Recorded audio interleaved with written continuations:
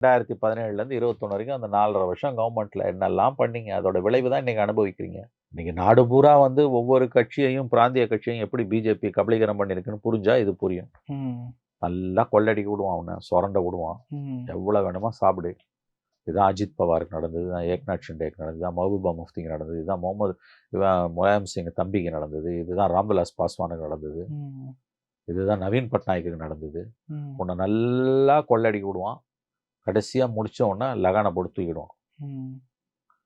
அதான் நடந்திருக்கு இன்னைக்கு. உங்களால ஏன் எதிர்க்க முடியல சொல்லுங்க? கிவன் அ சாய்ஸ் ஒரு அதிமுககாரன் கூட வந்து பிஜேபி விரும்ப மாட்டான். ஒருத்தன் கூட விரும்ப மாட்டான். இது போனா காலின்னு தெரியும். அப்புறம் ஏன் போய் சேர்றாங்க? ம். நிர்பந்தம் தான். ம். ம். வேற ம். வழி இல்ல.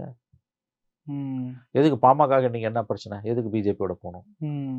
ராமதாஸுக்கோ, அன்புமணிக்கோ தெரியாதா இது ஒரு சூசைடுன்னு? ஏன் போறாங்க? போகாம இருக்க முடியாது. எல்லாரும் ஜெயிலுக்கு போயிட்டு வந்து எதிர்க்க மாதிரிலாம் எதிர்க்க முடியாது. எல்லாரும் ராஜாவோ, கனிமொழியோ அப்படி கிடையாது. எல்லாம் காம்ப்ரமைஸ் பண்ணி தான் ஆகணும் நீ.